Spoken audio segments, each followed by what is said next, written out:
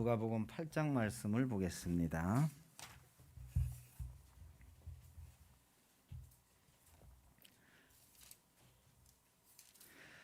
누가복음 8장 40절에서 56절까지요. 제가 봉독하겠습니다. 예수께서 돌아오심에 무리가 환영하니 이는 다 기다렸음이라. 이에 회당장인 야이로라 하는 사람이 와서 예수의 발 아래 엎드려 자기 집에 오시기를 간구하니 이는 자기에게 12살 된 외딸이 있어 죽어감이라. 예수께서 가실 때에 무리가 밀려들더라. 이에 12해를 혈루증으로 앓는 중에 아무에게도 고침을 받지 못하던 여자가 예수의 뒤로 와서 그의 옷가에 손을 대니 혈루증이 즉시 그쳤더라. 예수께서 이르시되 내게 손을 댄 자가 누구냐 하시니 다 아니라 할 때에 베드로가 이르되 주여 무리가 밀려들어 미나이다. 예수께서 이르시되 내게 손을 댄 자가 있도다. 이는 내게서 능력이 나간 줄 알미로다 하신대. 여자가 스스로 숨기지 못할 줄 알고 떨며 나와 엎드려 그 손댄 이유와 곧 나은 것을 모든 사람 앞에서 말하니 예수께서 이르시되 딸아 내 믿음이 너를 구원하였으니 평안히 가라 하시더라. 아직 말씀하실 때에 회당장의 집에서 사람이 와서 말하되 당신의 딸이 죽었나이다. 선생님을 더 괴롭게 하지 마소서 하거늘 예수께서 들으시고 이르시되 두려워하지 말고 믿기만 하라. 그리하면 딸이 구원을 얻으리라 하시고 그 집에 이르러 베드로와 요한과 야고보와 아이의 부모 외에는 함께 들어가기를 허락하지 아니하시니라. 모든 사람이 아이를 위하여 울며 통곡하매 예수께서 이르시되 울지 말라 죽은 것이 아니라 잔다 하시니 그들이 그 죽은 것을 아는 고로 비웃더라.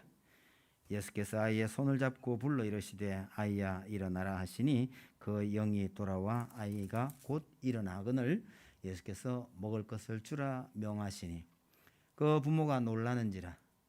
예수께서 경고하사 이 일을 아무에게도 말하지 말라 하시니라. 아멘. 오늘은 정말 재미없는 이야기를 한번 시작을 해봅시다. 어떤 사람이요 어릴 때부터 착하고 공부도 잘 했어요. 나중에 좋은 직장을 얻어서 그리고 또 착한 부인을 얻어서 오래 행복하게 살았답니다. 이런 이야기는요 텔레비전이나 이야기책에 절대로 안 나올 겁니다. 그런 얘기하면 누가 그거 보고 좋아하겠어요? 뭔가 문제가 있어야 재미가 있는 인생이란 걸 보여주는 것 아닐까요? 어쩌면 그런 문제거리가 우리 인생을 제대로 만들어가는 것이라는 반증이 아닐까 싶어요. 너무 착하게 사시면요 사람들이 그렇게 재밌어 하지도 않고 좋아하지도 않는 듯 합니다. 그래서 인생에 이런저런 문제가 있고 벅차고 힘든 게 있으면 이것이 우리 인생을 더 복되게 만드는 것이구나 라고 생각할 수 있으면 우리 세상을 보는 눈이 굉장히 넓어질 겁니다. 우리가 겪는 문제 중에서 어느 것도 사실은 쉬운 것이 없어요. 그런 문제를 안고 있는 그 사람에게 있어서는 남이 보기에는 아무리 사소해 보여도 본인에게는 참 힘든 겁니다. 아마 그 중에서도 가장 견디기 어려운 것이 자식의 문제나 건강의 문제가 아닐까 싶어요. 자식이 문제가 되는 경우도요 참 종류가 많더라고요. 우리 애는 공부를 안 해요. 공부를. 여러분 이런 거는 꺼낼 얘기도 못 됩니다. 희귀한 질병에 걸렸거나 잘하지 않거나 아니면요 죽을 병에 걸렸거나 이런 것만큼 가슴 아프게 하는 문제가 잘 없을 거라 생각합니다.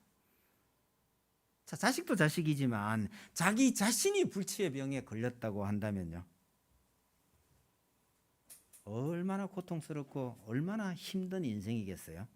오늘 본문을 보니까 바로 이런 문제를 가지고 예수님을 찾아온 두 사람이 있어요. 이 두 사람의 이야기를 한번 살펴보면서 우리의 현실을 돌아보는 시간이 되었으면 합니다. 자식 때문에 예수님을 찾아왔던 사람이 있었습니다. 회당장 야이로이었습니다. 여러분, 이스라엘 사회에서 회당장은요, 굉장히 그 사회적 지위가 높은 사람이었습니다. 회당장이 모든 책임을 맡아 있는 그 아래 핫잔이라는 사람이 있었고요. 그 핫잔이라는 계급 밑에 랍비가 있었습니다. 예수님은 랍비로 불렸지만 공식적으로 절차를 밟고 랍비가 된 것은 아닙니다. 그럼에도 이 회당장 야이로가 젊은 예수 앞에 꿇어 엎드려 간구했다? 놀라운 일이죠. 어쩌다 이런 일이 생겼나요? 죽어가는 딸 때문이었죠. 이런 경험이 우리에겐 잘 없지만 자식의 죽음을 눈앞에 두면요, 체면도 지위도 돈도 아무것도 눈에 보이지 않는답니다. 경우에 따라서요, 온 세상이 무의미하게 되는 거죠. 여러분, 절대로 남의 말을 들을 것 같지 않았던 우리나라의 그 석학 이어령 씨가 딸의 죽음을 계기로 개종을 한 걸 한번 보세요.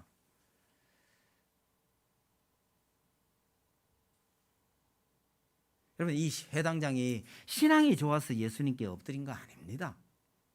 들은 바에 의하면 죽어가는 백부장의 정도 낫게 했고 죽은 자식을 살려내기도 했다는데, 이거 믿기가 쉽지 않은 거예요. 그러나 현실에서 아무런 방법이 없으니 매달려 볼 수밖에 없었지 않느냐는 겁니다. 이건 신앙의 문제를 떠났어요. 너무너무 답답하고 고통스러운 문제예요. 이 야이로의 신경 변화를 좀 더 자세히 살펴보면, 자기 딸아이가 죽을 것이라는 것을 알았을 때에 마음이 어떠했을까? 우린 이해하기가 쉽지 않습니다. 그러나 생각해 보면요, 이 아이를 살릴 수만 있다면 무슨 일이든지 다 하겠다고 다짐하지 않았을까요? 그야말로 세상이 무너지는 아픔이었을 것입니다. 어떤 어려움을 겪더라도, 얼마나 많은 비용을 썼더라도 고치고야 말겠다고 작심을 했겠지만, 그런데 어떡합니까? 이건 돈으로 되는 것도 아니고 열심으로 되는 것도 아닌걸요. 그야말로 절망 가운데 있었을 때인데 예수에 대한 소문을 들은 겁니다. 여러분, 정말 어려운 가운데 처해 있으면요, 온갖 소문이 다 들려와요. 사기꾼들이 활개치기 좋은 환경이 만들어지는 겁니다. 야, 희망이 생길까요? 희망이 생겼을까요? 아니면요, 저 돌팔이 아닐까라는 의심이 생겼을까요? 또 나는 명색이 회당장인데 저 예수는 어디서 어떻게 배워서 랍비가 됐으며 진짜로 그 능력이 있을까 고민 안 됐겠어요? 그런데 어떻게 해요? 방법이 없는데.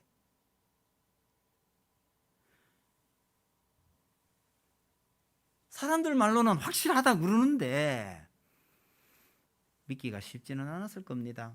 그러나 지푸라기라도 잡아야 될 이런 판국에 체면이고 뭐고 다 접어놓고 찾아가 봐야 되겠다, 확인은 해봐야 되겠다, 그렇게 해서 찾아온 것 아니겠습니까? 예수님을 찾아와서 간절하게 구했습니다. 도와주십사고요. 너무너무 다급하고 너무너무 간절해서 간절히 당부를 했는데, 감사하게도 예수님께서 우리 집으로 향하십니다. 그런데요, 그 걸음이 너무 느려요. 동작이 너무 느려요. 그냥 잽싸게 가주시면 좋겠는데 많은 무리와 함께 이동을 하십니다. 여러분, 야이로가 얼마나 마음이 급했겠어요. 좀 빨리 가주셨으면 좋겠는데. 여러분, 응급 환자를 태우고 달리는데 다른 차들이요 잘 비켜주지 않으면 느낌이 어떨까요?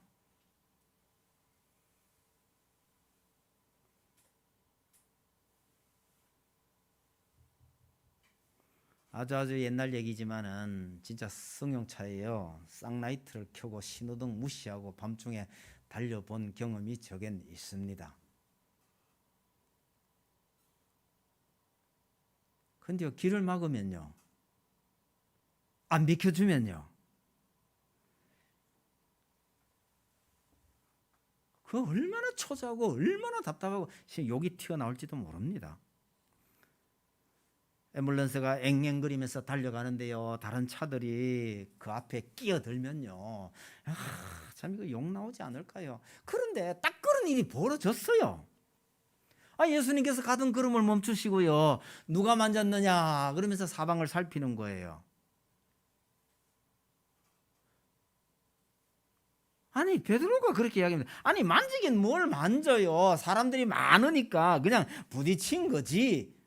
베드로가 그러고 있고 옆에서 야이로가요 차마 말은 못하겠지만 예수님 그런 거 신경 쓰지 마시고 좀 빨리 갑시다 이러지 않았을까요? 아니 그렇게 말하고 싶었을 겁니다. 그런데요 한 여인이 튀어나와서 예수님 제가 만졌습니다 이러면서 고백을 하고는요 자기 얘기를 꺼내는 거예요. 뭐 얼마나 길게 했는지 모르겠지만요, 자기가 왜 예수님을 찾아와서 이 옷을 만져야만 했던지를 구구절절히 이야기하고 있는데 야이로 입장에서는요, 미치는 얘기 아닐까요 이게?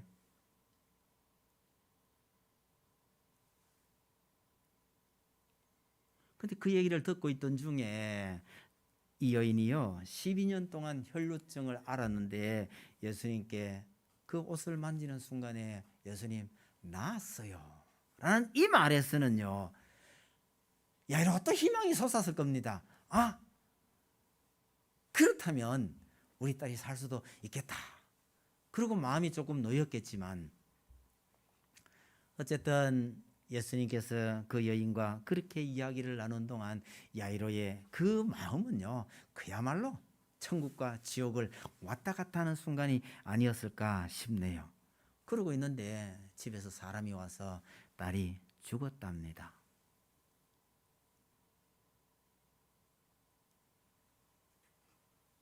그야말로 바람 빠진 풍선꼴이 되지 않았을까 싶어요. 아니 예수님께서 조금만이라도 빨리 가셨더라면, 딸이 죽기 전에 가셨더라면 아이를 살릴 수 있지 않을까 했는데 죽었다는 거예요. 그래도 들은 소문에 의하면 죽은 사람도 살리셨다 하니 믿어볼 수밖에는요. 불안하고 초조한 심정으로 예수님을 따라서 집으로 가는데요, 집안의 모든 사람이 울며 통곡을 하고 있습니다. 이 견디기 어려운 거예요. 여러분 정말 울고 싶은데요 잘 참고 있는데 누군가가 울음을 터뜨려 버리면요 이게 동시에 터져 나와 버려요. 온 식구들이 딸의 죽음을 앞에 두고 통곡을 하고 있을 그때요, 이 야이로의 심정이 참 울지 않고 견딜 수 있는 상황이 아닙니다. 그런데 그 사람들을 향하여서 예수님께서요 죽은 것이 아니고 잔다, 조용히 해라 그러시는 거죠. 사람들이 비웃었다고 그래요. 야이로는요 그래 예수님 말씀대로 그럴지도 몰라, 딸이 곧 깨어날지도 몰라 이러면서 예수님 모시고 끝까지 갑니다. 근데 예수님께서 정말요 자기 딸을요, 죽은 자기의 딸을 자는 아이 깨우듯이 일으켜 세웠습니다. 이 기쁨이요 어떤 기쁨인지 얼마만큼 감격스러운지 그건 누가 알겠습니까? 본인 아니고서는요. 엄청난 감격으로 다가왔을 것입니다. 좀 안타깝지만 이후에 이 회당장이 어떤 삶을 살았는지 기록이 없어서 참 안타깝지만 그냥 우리 추정컨대요. 훗날 초대교회가 세워졌을 때에 이 회당장이 교회의 중요한 일원이 되지 않았을까 그렇게 추측만 해봅니다. 자식 때문에요. 죽을 고통을 받았지만 그래도 그것 때문에요. 모든 체면과 지위를 다 버리고 예수님을 찾아오게 되었으니 이게 엄청난 복을 받은 겁니다. 야이로를 가장 고통스럽게 만들었던 그 일이 결국은요 영생의 길로 들어서게 한 비결이 되었다는 사실입니다. 혈루증 앓은 여인도 한번 봅시다. 혈루증을 앓는다는 것은 정상적인 결혼 생활이 불가능하다는 뜻이거든요. 무엇보다도 율법 규정에 따른 부정한 사람이 되기 때문에 다른 사람들과 이게 어울려 살 수 없어요. 격리되어야 합니다. 병을 고치기 위해서 오랜 세월 노력했지만 아무런 소용이 없었다고 하니까 그야말로 절망적이었던 거죠. 그러던 중에 예수의 소문을 듣고 예수님께 가서 옷자락이라도 만지면 나을 거라고 생각을 한 겁니다. 그런데 여러분 이게 쉽지가 않아요. 부정한 여자가 무리 가운데 섞이는 것도 쉽지 않지만 예수님께 가까이 다가가는 것은 더욱 어려운 일입니다. 부정한 자가 사람들 틈에 끼었다가 발각이 되면요 돌에 맞아 죽을 수도 있는 상황입니다. 가까이 가기 어렵다면요 차라리 멀리서 미친 사람처럼 소리 지르는 방법도 있지 않을까 싶은데 이 여인은요 조용히 다가와서 아무도 모르게 옷자락만 만지기로 했던 겁니다. 사려 깊고 조용한 성품이었던 것 같아요. 원래는 돈도 참 많았던 것 같습니다. 좋게 표현하면요 교양 있고 뼈대 있는 집안에 온순한 여자이었을 것 같은데 그 몹쓸 병 때문에요 모든 것을 다 잃어버린 셈이죠. 무리가 옥미하여 미는 상황이었으니 예수님의 몸에 손을 대거나 부딪힌 사람이 많았을 것입니다. 그런데 예수님께서는 유독 이 여자만을 염두에 두고 내게 손댄 자가 누구냐고 물었습니다. 여러분 예수님께 손을 대거나 부딪히거나 한 무수한 사람들 가운데요 의미 있는 손은 이 여자뿐이었다는 뜻입니다. 바로 곁에서 따르고 있는 베드로도요 눈치채지 못하게 그 돈만 살짝 만진 것 같은데 이 가벼운 만짐만이 예수님에게 의미 있는 것이었습니다. 근데 그런데 한번 생각해 보셔요. 옷에 손만 대도 낫는다? 이게 훌륭한 믿음일까요? 아니면 미신 같은 건가요?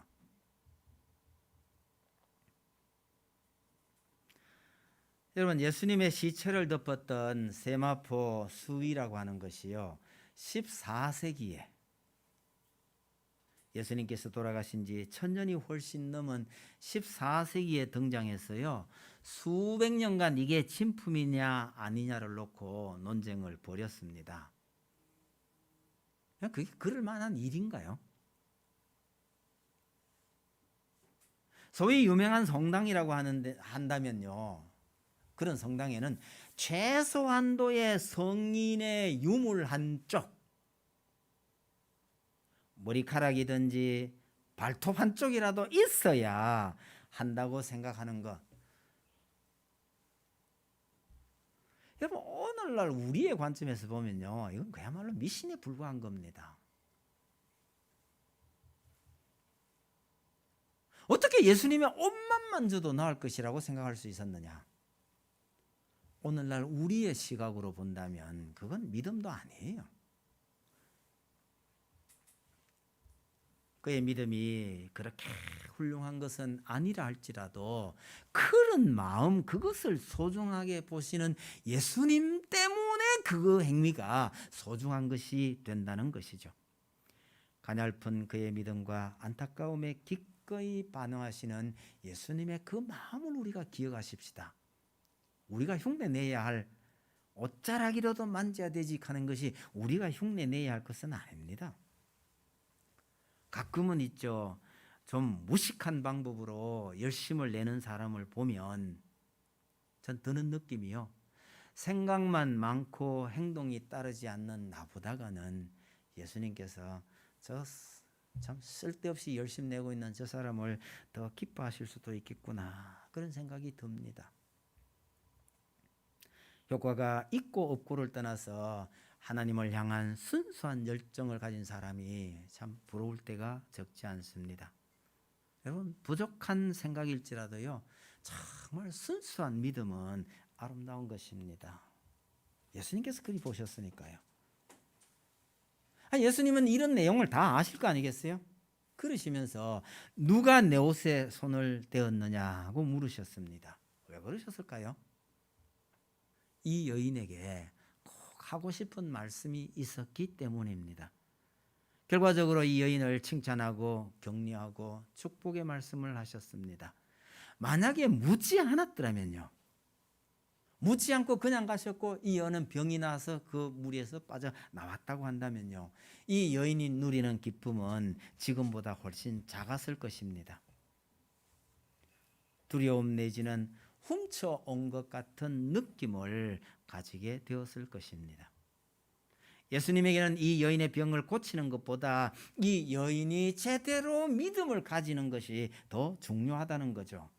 병을 고치는 능력이 옷에 있는 것이 아니라 예수님 자신에게 있음을 알게 하고 나아가서 영혼을 치료하는 인격적 교제가 필요했기 때문에 누가 내 옷에 손을 대느냐고 묻고 굳이 이 여인을 찾아내신 겁니다. 예수님께 나와서 병만 고치고 사라지는 것을 예수님은 원하지 않으셨단 말입니다.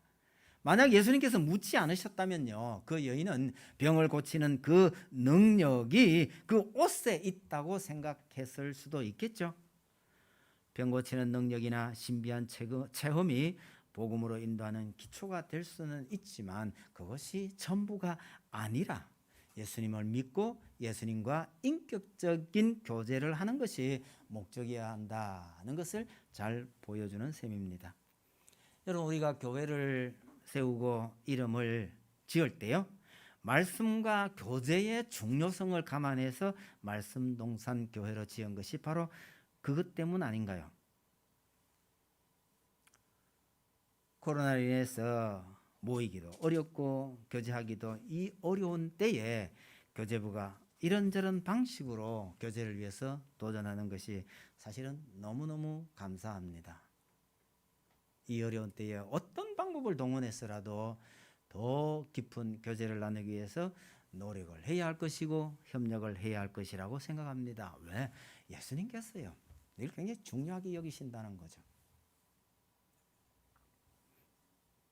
말씀을 정돈합니다. 여러분, 우리는 예수님을 어떻게 만나게 되었나요? 예수 잘 믿는 부모님들 덕분에 어릴 때부터 자연스럽게 신앙을 받아들이게 되었다면요, 정말 큰 복을 받은 셈입니다. 복을 그냥 받은 셈이에요.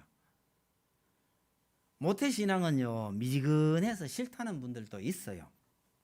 고생을 좀 하더라도 정말 화끈하게 한번 믿어봤으면 좋겠다, 이런 소망을 품은 사람들도 도로 있던데요. 여러분, 예수 믿기 위해서 정말 생고생을 안 해본 사람이 호강에 받쳐서 하는 말입니다.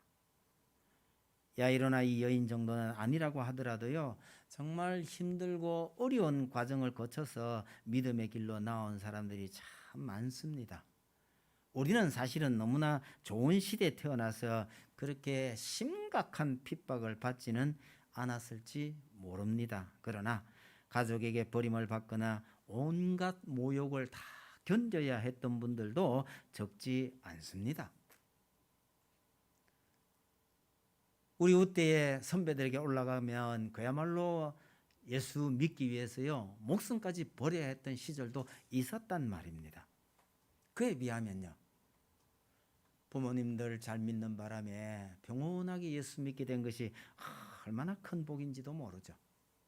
여하튼 이랬던 저랬던 어떤 과정을 거쳤든지 구원의 길로 들어선 것이 복이란 사실을 우린 잊지 말아야 합니다. 나를 하나님 앞에 겸손하게 엎드리게 만든 것이 있다면 그 어떤 고난도 가난도 병도 복이란 말입니다.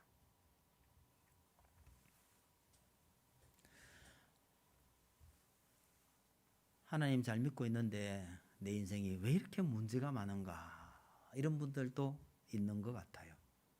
여러분, 잘 믿는 성도라 해도요, 우리 삶에 여러 가지 문제가 있을 수 있습니다. 많은 경우에 자신에게 문제가 있기도 하고요, 인간 사회의 구조적 문제일 수도 있습니다. 또 그게 아니라면 하나님께서 더 큰 복을 주시려고 연단시키는 경우도 있으니 우리는 범사에 하나님의 뜻을 찾는 일에 더 열심을 품어야 합니다. 사는 것 자체가 고난이라고 하는 사람들이 참 많아요. 왜요? 우리의 삶에 크고 작은 문제가 끊이지 않거든요. 여러분, 우리 그리스도인들도 그렇게 말씀하시나요? 여러분, 믿으나 안 믿으나 현실은 같을지 몰라도요, 현실을 바라보는 눈은 좀 다릅니다. 현실의 문제에만 시선을 두고 산다면요, 그리스도인들도 별 수 없는 고난의 길을 걷는 나그네일 뿐입니다. 그러나 우리 그리스도인들은 현실을 넘어서 우리가 성숙한 자녀가 되기를 바라고 기다리시는 하나님을 바라보는 성도에게 우리 인생은요, 하나님께 가까이 가는 훈련이기도 합니다. 이런 과정을 통해서 하나님께서 내가 제대로 된 하나님의 자녀가 되기를 바라시고 그렇게 성숙해 가기를 기다리시고 계시는구나, 이렇게 생각하시면 여러분, 우리 인생이 아픔도 적지 않지만 그 아픔보다요, 더 큰 설레임이 있는 겁니다. 나를 향한 하나님의 뜻, 나를 향해서 하나님께서 기다리고 계시는 것, 그걸 생각하면요, 참 설레는 마음으로 우리가 이 인생길을 걸어가야 할 것입니다. 하나님과 더불어 더 깊은 교제의 순간으로 나아가시는 여러분들이 다 되시기를 바랍니다. 찬송 드립시다. 287장입니다.